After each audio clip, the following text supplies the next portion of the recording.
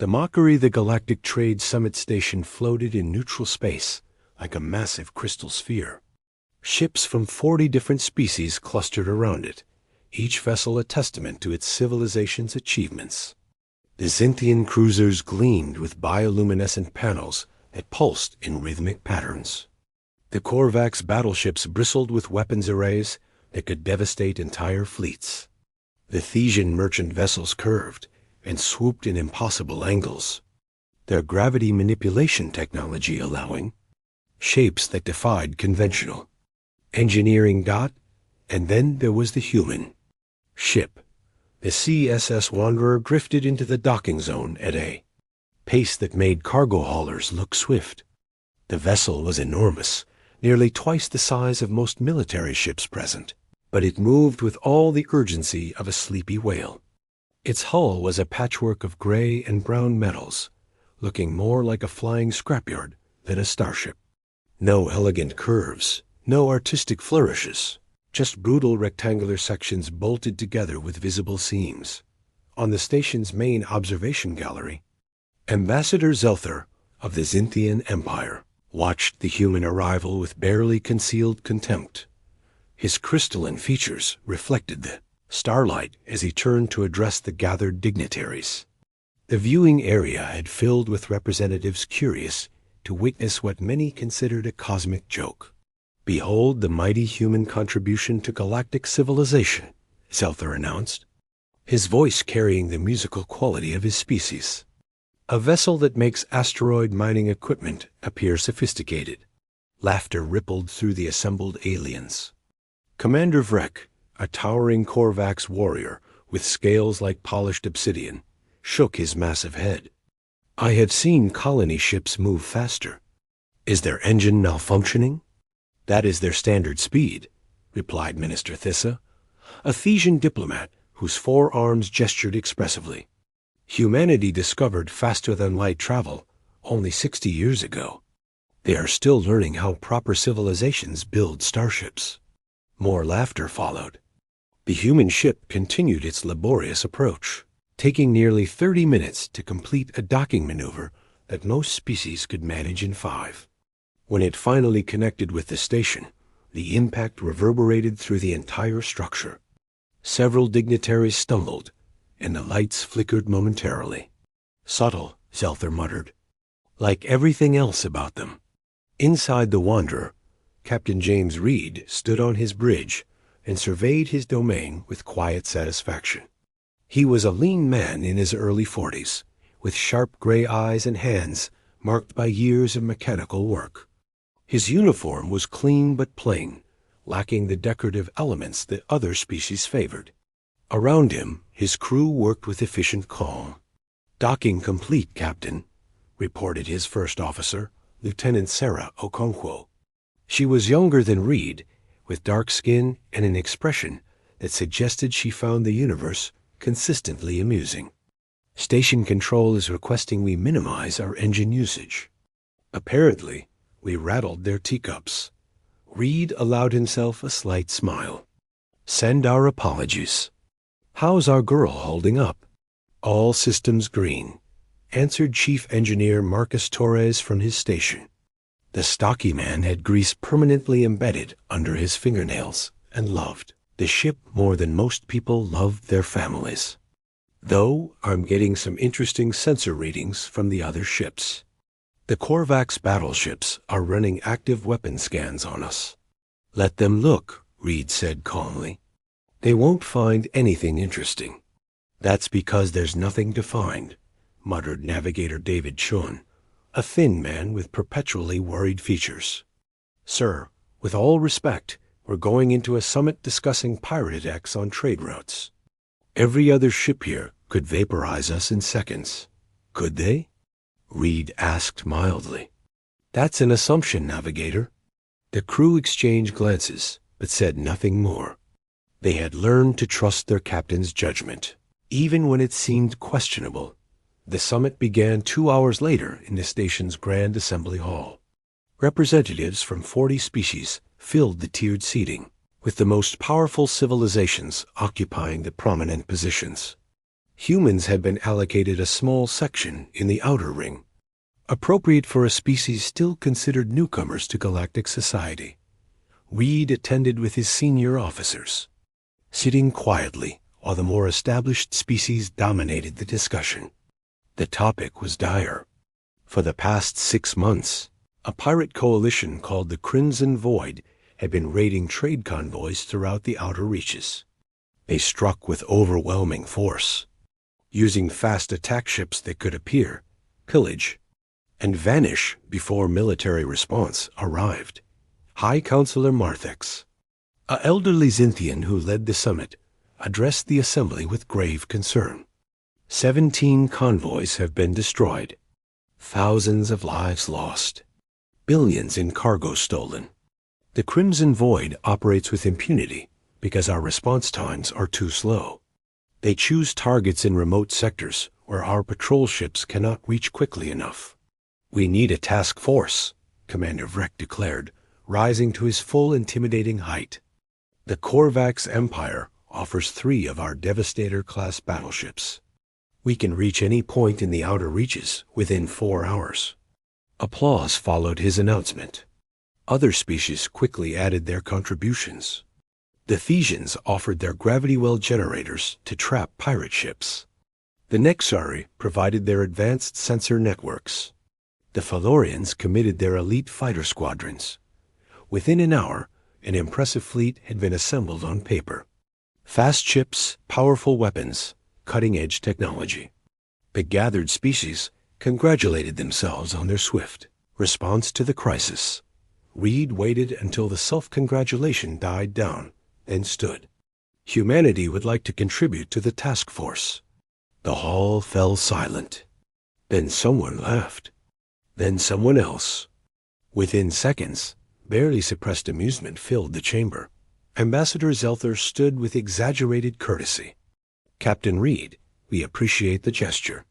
However, this operation requires vessels capable of rapid response. Your ship is many things, but rapid is not among them. We can reach the outer reaches, Reed said quietly. In how long? Vrek challenged. The Crimson Void strikes and retreats within hours. By the time your vessel arrives anywhere, the battle would be ancient history. We have our methods, Reed replied. His expression unchanged. Minister Theseus' 4 arms gestured sympathetically. Captain, perhaps humanity could contribute in other ways. Supply logistics? Medical support? We need vessels that can actually engage the enemy. Reed remained standing. The Wanderer is combat capable.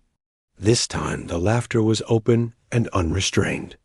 Several species didn't even bother hiding their mockery. The idea of the slow, ungainly human ship engaging in combat against the notorious Crimson Void pirates seemed absurd. High Counselor, Marthex raised his hands for silence. Captain Reed, we value humanity's willingness to participate. However, I must agree with my colleagues. Your vessel would be a liability in a high-speed combat situation. Perhaps humanity should observe this operation and learn from the more experienced species. It was a diplomatic dismissal, but a dismissal nonetheless. Reed stood silently for a moment, his gray eyes scanning the assembly. Every species present looked at him with varying degrees of pity or amusement. They saw a representative from a primitive civilization trying to play in leagues far beyond his reach. Very well, Reed said finally. Humanity will not impose where we are not wanted. However, I formally request permission to patrol the outer reaches independently. Zelther waved a crystalline hand dismissively. Of course, of course. Feel free to patrol wherever you wish.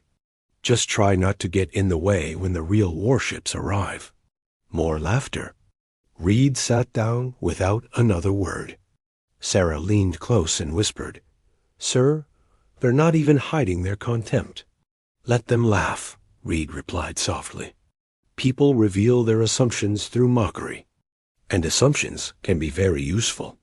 The summit continued, finalizing the task force composition and operational parameters. The plan was elegant in its simplicity. Fast attack ships would patrol known trade routes. When pirates appeared, they would engage immediately, while heavier battleships jumped in for support. Sensor networks would provide early warning.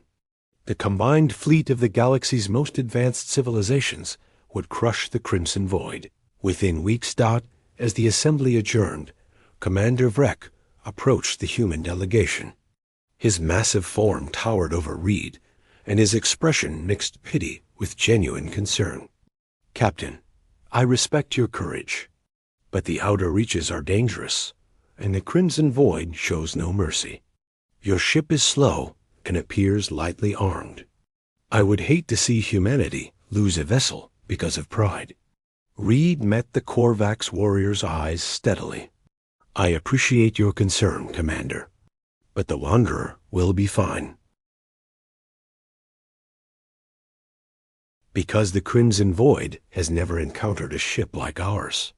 Vrek frowned, clearly wanting to say more, but Reed had already turned away.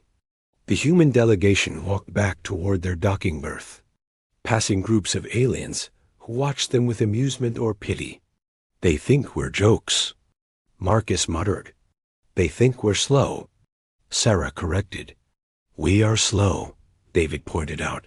Reed smiled thinly. "We're exactly as slow as we need to be." Within 6 hours, the task force departed with great fanfare. 40 ships from a dozen species, representing the military might of the galaxy's most advanced civilizations. They jumped to faster-than-light speed in a coordinated burst that lit up space like a miniature sun. Powerful, fast, and confident, the Wanderer undocked an hour later. It pulled away from the station with its characteristic sluggish movements, thrusters firing in gentle pulses. On the observation gallery, a few remaining dignitaries watched it depart. "I give them 3 days before they realize they're outmatched and request rescue," Zelther predicted. 2 days, Minister Thesa bet. The human ship turned slowly, aligning itself with a distant point in space. Then it simply hung there, seeming to do nothing at all. 5 minutes passed. 10 minutes. 15. "Are they broken?" Someone asked. The Wanderer's engine suddenly flared, not with the gentle glow of standard propulsion, but with a brilliant white intensity that forced observers to shield their eyes. The ship didn't accelerate gradually. It moved, instantly achieving a velocity that shouldn't have been possible for a vessel of its size. In 3 seconds, the Wanderer crossed from stationary to faster-than-light speed. It didn't fade away like normal ships. It simply vanished as if it had never existed, leaving behind a wake of distorted space that set off every sensor alarm on the station. The observation gallery stood in shocked silence. Then chaos erupted. Aliens rushed to sensor stations, demanding explanations. The numbers made no sense. The acceleration they had just witnessed should have reduced any crew to paste against the rear bulkheads. The energy expenditure should have drained the ship's power for weeks. "Ambassador," Zelther stared at the empty space where the human ship had been, his crystalline features reflecting confusion and dawning unease. What just happened? No one had an answer. The slow, ungainly human ship had just demonstrated capabilities that exceeded anything the galaxy had ever seen, and it was now racing toward the outer reaches, toward the Crimson Void, moving faster than the task force that had departed an hour earlier. In the depths of space, the Wanderer tore through faster-than-light dimensions. Its crew safely secured in acceleration chambers designed specifically for this purpose. On the bridge, Reed reviewed tactical displays and prepared for what was coming. "They always make the same mistake," he said quietly to his secured officers. "They think slow means weak. They never ask why we built our ships this way. They never wonder what we're hiding." Sarah's voice came through the communication system, slightly strained by the acceleration forces. "How long until we reach the first patrol zone?" Reed checked the navigation display. 18 hours. The task force will arrive in 36 hours. "So we'll have plenty of time to set up," Marcus observed. "Plenty of time," Reed agreed, a cold smile crossing his face. "The Crimson Void is about to learn why humanity builds slow ships with very, very big engines." The Wanderer raced onward through the dark, no longer a joke or an object of pity. It was now something else entirely. A predator approaching hunting grounds. And the galaxy's pirates had no idea what was coming for them. Asterisk. The revelation the outer reaches existed in the dark spaces between established trade routes, where solar systems clustered too far apart for convenient travel. Here, in the cosmic wilderness, the Crimson Void had established their hunting grounds. They preyed on isolated convoys, merchant vessels that took shortcuts to save time and fuel. The pirates had perfected their tactics over years of successful raids. The Wanderer emerged from faster-than-light travel in a flash of distorted space, dropping into normal physics near a region known as the Merchant's Corridor. It was a stretch of empty space that cargo haulers used to bypass the longer, safer routes. Intelligence reports indicated the Crimson Void had hit 3 convoys here in the past month. Reed stood on his bridge, now unsealed from the acceleration chambers, studying the tactical displays. The ship had returned to its characteristic slow drift, engines barely firing, looking once again like the ungainly vessel that had departed the summit station. "All systems nominal," Marcus reported from engineering. "The Sprint burned through 30% of our reserves, but we're recharging. Give me 6 hours, and we'll be ready for another run." "We won't need another run," Reed said calmly. "Sarah, deploy the sensor buoys. Standard pattern, 20 light minutes radius." "Deploying now, sir." Small pods ejected from the Wanderer's hull, spreading outward in a carefully calculated pattern. To any observer, they would appear to be standard navigation beacons. In reality, they were sophisticated surveillance systems that would give Reed eyes across a massive volume of space. "David, take us to drifting speed. I want us looking like a wounded ship limping home." The navigator complied, and the Wanderer slowed even further. Its movements became erratic, engines firing in uneven bursts as if damaged. The massive vessel began to tumble slightly, the universal sign of a ship with maneuvering problems. "Now we wait," Reed announced, settling into his command chair. "Pirates are predictable. They hunt wounded prey." "Sir," David said nervously, "if the Crimson Void appears, we'll be vulnerable while we're pretending to be damaged. They could get off the first shot." Reed's expression didn't change. "That's exactly what I'm counting on, Navigator." 12 hours passed. The task force was still racing toward the outer reaches, confident they would arrive to establish patrol patterns and wait for pirate activity. Meanwhile, the Wanderer drifted alone, seemingly helpless, broadcasting weak distress signals that any pirate monitoring system would detect. Sarah was the first to spot them. "Contact. Multiple ships dropping out of FTL, bearing 270. Configuration matches Crimson Void attack craft." Reed leaned forward. "How many?" 12. "No, 15. Captain, it's a full raiding pack." Asterisk. The pirate ships were sleek and deadly, each one a third the size of the Wanderer, but bristling with weapons. They moved with coordinated precision, spreading into an attack formation that would allow them to strike from multiple angles simultaneously. Their hulls were painted crimson with void black accents, the signature coloring that had given them their name. On the lead pirate vessel, Captain Zarn studied his prey through the viewscreen. The Morvaxi pirate was a seasoned raider who had captured hundreds of ships over his career. He recognized an easy target when he saw one. "Human ship," Zarn said with satisfaction. "Look at it tumbling. Engines damaged, minimal power signature. It's perfect." His first mate, a scarred Keltorian named Vross, seemed less certain. "Captain, that vessel is massive. Why would humans send such a large ship alone into the outer reaches?" Because they're stupid, Zara replied dismissively. The entire galaxy knows humans are primitive. Probably broke down trying to reach the trade lanes. All weapons, prepare to disable their engines further. I want that cargo hold intact.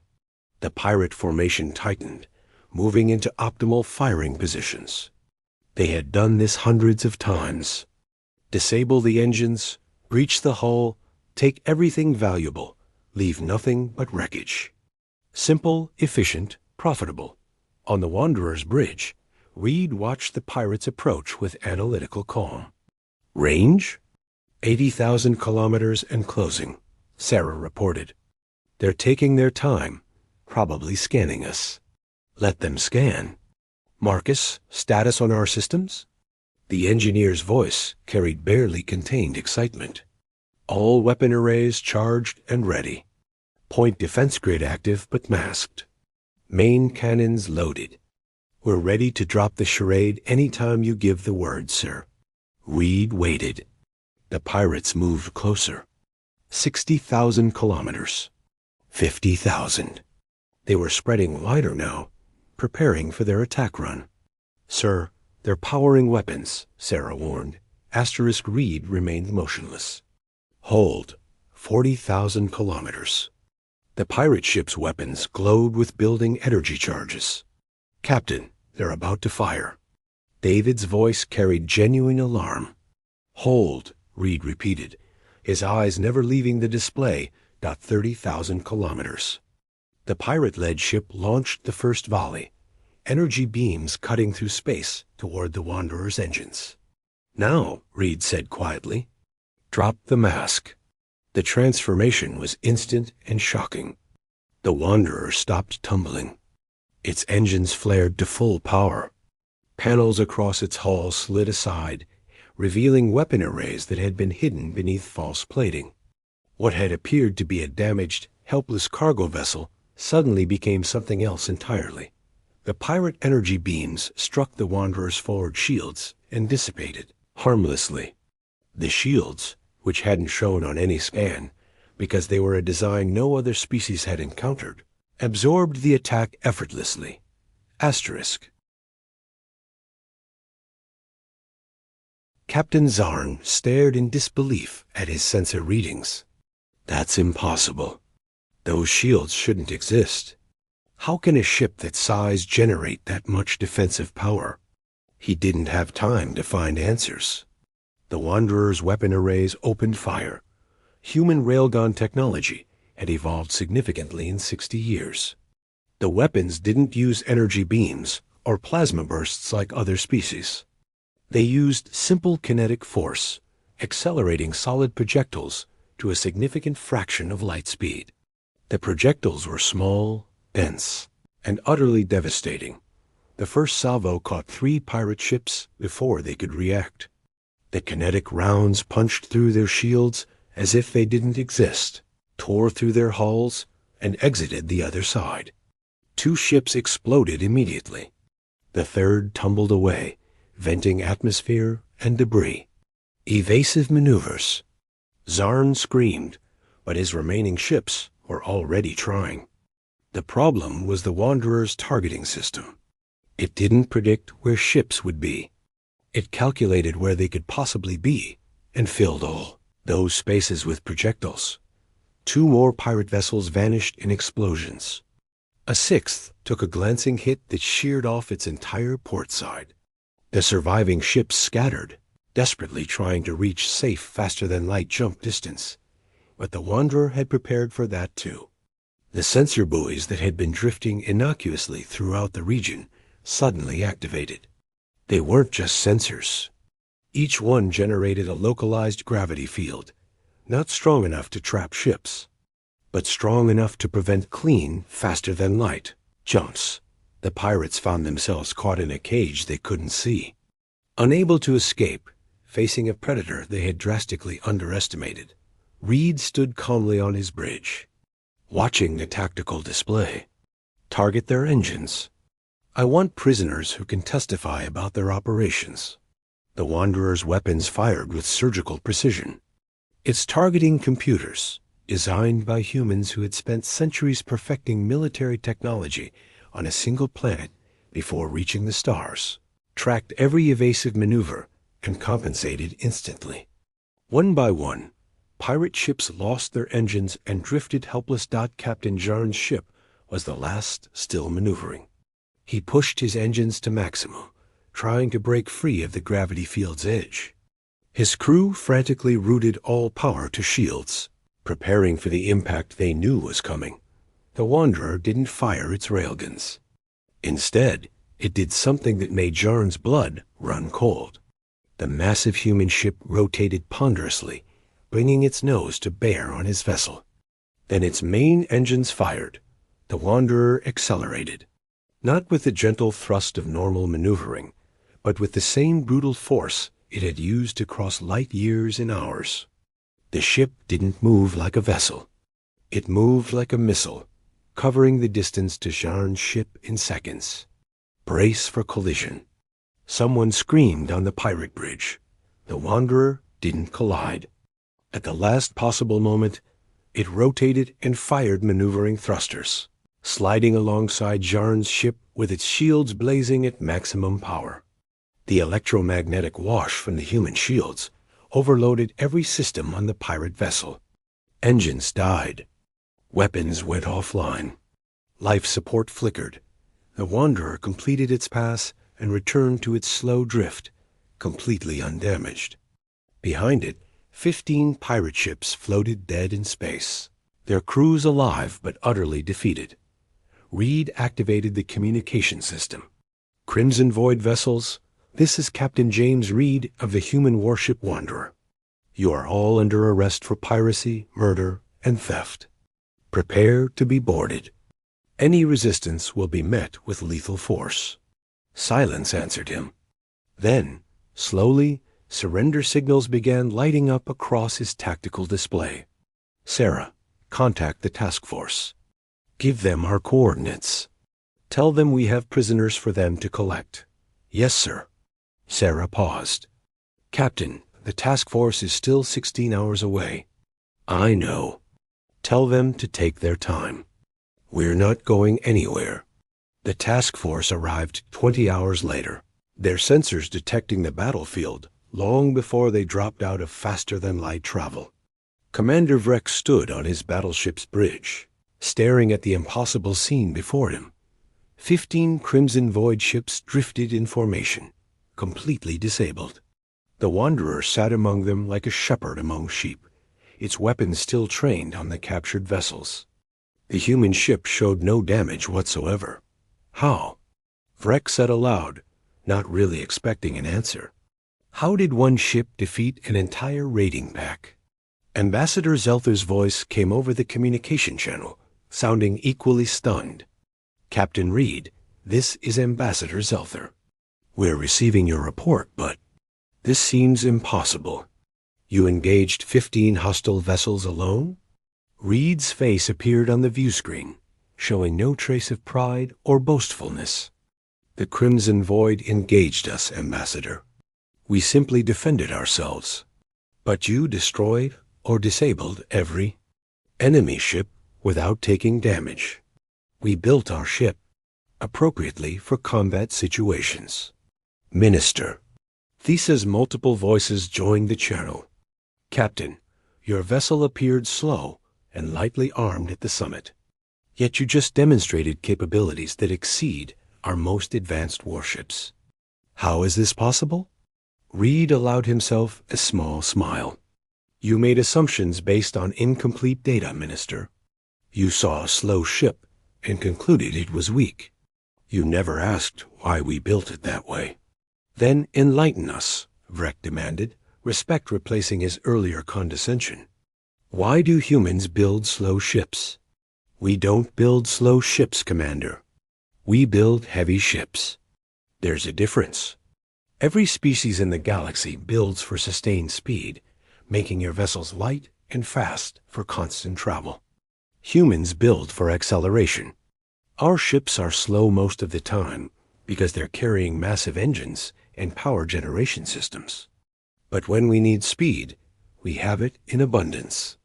Understanding dawned on Rex's face. You sacrifice cruising efficiency for combat performance. Exactly.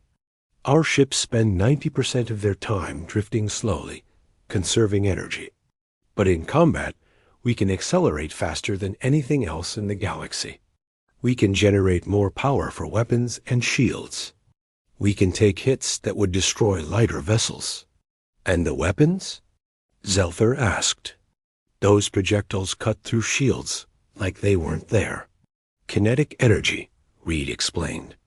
Most species use energy weapons that shields are designed to counter. We use physical projectiles moving at relativistic speeds. Simple physics becomes devastating at those velocities. The task force representatives absorbed this information in silence. Their entire understanding of human capabilities had been shattered. The slow, primitive newcomers had just demonstrated technologies and tactics that made the galaxy's established powers look outdated. There's something else, Sarah added, her voice carrying through the communication system. The Crimson Void has been evading your fleets for months because they're fast and you're predictable. You build patrol routes and hope to intercept them. We built a trap. We made ourselves look weak and waited for them to come to us. Deception, Breck said quietly. You used our own assumptions against both us and the pirates. Reed nodded. Humanity learned long ago that the best way to win a fight is to make your enemy underestimate you. Let them see what they expect to see. Let them laugh and mock and feel superior. Then, when they commit to their attack, show them what you really are. The assembled fleet representatives remained silent for a long moment. Then Commander Vreck spoke, his voice carrying genuine respect. Captain Reed, on behalf of the Korvax Empire, I apologize for underestimating you and your people. You have demonstrated capabilities and tactical thinking that honor the warrior spirit. I formally request that humanity join the task force as full partners. Similar statements came from the other species. Apologies, expressions of respect, requests for cooperation. The mockery had vanished, replaced by a wary appreciation for human capabilities. Reed accepted their words with quiet dignity. We'll be happy to coordinate with the task force, though I suspect the Crimson Void will think twice before raiding the outer reaches again. Word travels fast among pirates. He was right. Within a week, pirate activity in the region dropped to nothing. The story spread through the criminal underworld. A human ship had destroyed an entire Crimson Void, raiding Pack without taking a single hit. The slow, ugly human vessels that everyone mocked were actually something far more dangerous. The Wanderer remained on patrol for another month, working alongside the task force. Other human ships began appearing in the outer reaches, all built on the same principle: heavy, slow when cruising, devastatingly fast when needed. The galaxy's pirates learned to avoid any ship with human markings at the next Galactic Trade Summit. The CSS Wanderer docked with the same slow, ungainly approach it had used before. But this time, no one laughed. Representatives from every species present watched the human ship with respect and a degree of healthy caution. Captain Reed attended the summit with his crew, taking their seat in the human section.